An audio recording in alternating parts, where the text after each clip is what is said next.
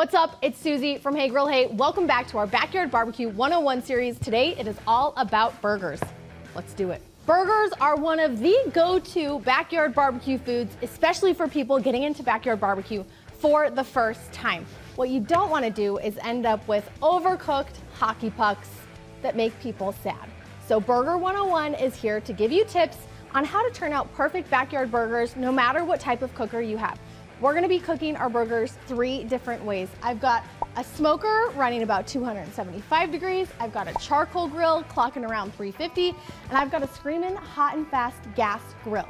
With some barbecue basics when it comes to these burgers, you'll be able to turn out delicious burgers no matter what type of grill you've got in your backyard. Let's start with burger quality itself. We're using ground beef. When you pick this out from the store, you wanna buy ground beef that is labeled 80-20. That means 80% meat to 20% fat. That higher fat ratio will give you a juicier burger, and it'll give you a burger that holds together on the grill. If you go too lean, you'll end up with crumbly, dry burgers. If you go with too much fat, they'll fall apart on the grill. The next thing you want to look for when you're picking out your meat is make sure you're buying it from the butcher counter where it has been ground fresh by the people behind the counter at the store. You don't want to buy the mystery tube of ground beef, nor do you want to buy those pre-formed patties from the freezer. I know they're convenient, however, those are a mishmash of all sorts of leftover ground scraps. They've actually done tests and found that some of those tubed up ground beef includes parts from dozens of animals in one tube. So if you're buying something from your grocery store, that means they're grinding their scraps themselves. It's generally fresher, better tasting, and you're gonna get a better fat ratio. They're all cows though, right? They're all cows. Sorry. Animals like beef. Individuals? Individual animals? It will take you a couple of extra minutes if you're buying the ground beef to shape the patties, but it is well worth it. One of the things you wanna do when you're making ground beef patties in your backyard is shape them so they're about a ½ inch larger than the size of your bun. Shrinkage happens when you're cooking burgers, no matter what you're cooking them on.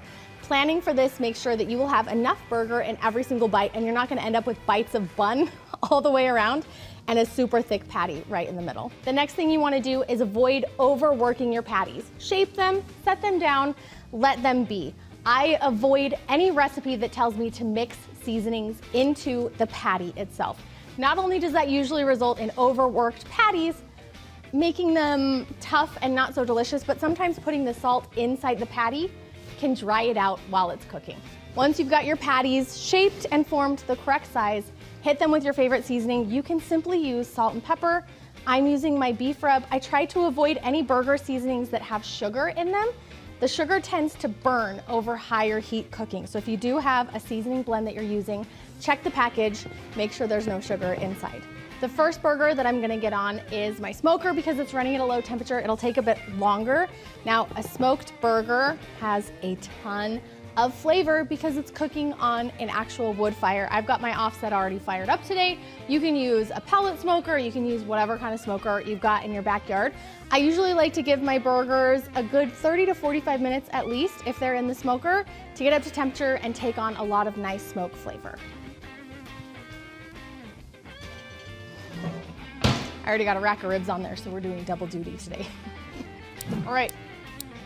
Smoker burgers have been on for about 30 minutes. We're gonna toss on our charcoal burgers and our gas grill burgers. Now, one thing that I would recommend with both of these grills is having a direct heat zone and an indirect heat zone. Both charcoal and gas have a tendency to flare up when the fat from the burger cooks down, hits the heat, comes back up. It does add flavor, but flare-ups can be an issue. So if you have an indirect heat zone with no coals, where you can move your burgers, if you're battling flare-ups, you'll have a much more successful result without over-charring the outside and having rare burgers on the inside. Another thing you want to do is close the lid after you get your burgers on the grill. This creates kind of a convection style of cooking where you get more of that oven doneness where they're cooked all the way through and not just cooked on the outside. While these burgers are cooking, let's talk a little bit about doneness. I highly recommend picking up an internal thermometer. This will give you an accurate read on your burger's doneness. Now, the FDA recommends 165 degrees Fahrenheit for anything ground beef. That's why there's disclosures on the bottom of every restaurant menu that serves burgers that if you order it medium, it's considered underdone and you're assuming the own risk for eating burgers that are technically undercooked. Now you can still have juicy burgers at 165 if you have that nice high fat ratio and you don't cook them much more than that. I personally love a burger around 145 and I know that that's a little bit risky, but like it says on the bottom of the menu, I'm making that assumption for myself personally. It's all about preference and taste and what you're comfortable with from a food safety perspective. Another thing to consider is bun toasting. I am a bun toasting evangelist when it comes to burgers. Choose your grill, toast them up for a couple minutes. If you're doing them in your smoker and you don't have a high enough temperature to toast, you can just do these in a skillet in your kitchen. If you're somebody that likes cheese, I'm a big cheese fan. You can add that during the last 2 to 3 minutes of cooking is really all you need. It should be enough to get that cheese to melt over the outside and give your burgers a nice little cheesy robe. Here we have it, burgers cooked 3 ways. I'm gonna build 3 different burgers and then we're gonna give you an overview of the flavor profiles because if you know you really like a smoky burger or a char grilled burger or a gas grilled burger because it's easy and you don't get that smoky flavor, we're gonna give a side by side and see how each of these flavors really come together based on the cooking style.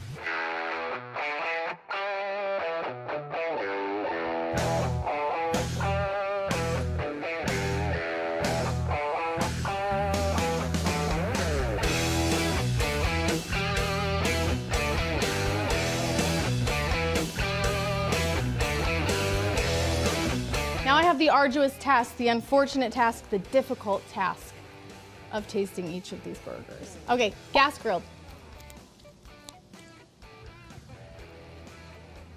That's a juicy burger patty. Smoker.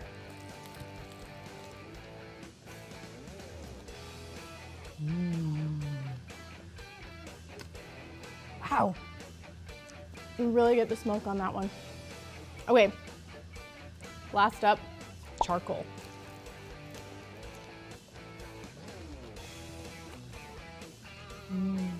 Gas burger, crispiest on the outside. Really taste the beef flavor. This is the kind of burger that I grew up eating. Smoked burger, juicy. The texture is really different on this one. It doesn't have the crispy exterior, so it's a little bit softer to chew. The toasted bun on this really comes in clutch because it gives you a little bit of crispiness, but the smoke flavor is really reminiscent of like old school barbecue. Ground beef takes on smoke flavor so quickly. Charcoal burger, this is like Americana in a single bite. You get kind of the best of both worlds. Smoky flavor from the charcoal, crispy edges on the outside of the burger itself. If I were to pick one burger to eat for the rest of my life, it would have to be a charcoal burger. But you can't go wrong with any of them, and you can make a juicy, delicious, incredibly flavorful burger no matter what type of grill you have. So leave a comment below, let me know what you're cooking your burgers on, or if you could pick one burger to eat for the rest of your life, which one would it be? See you next time.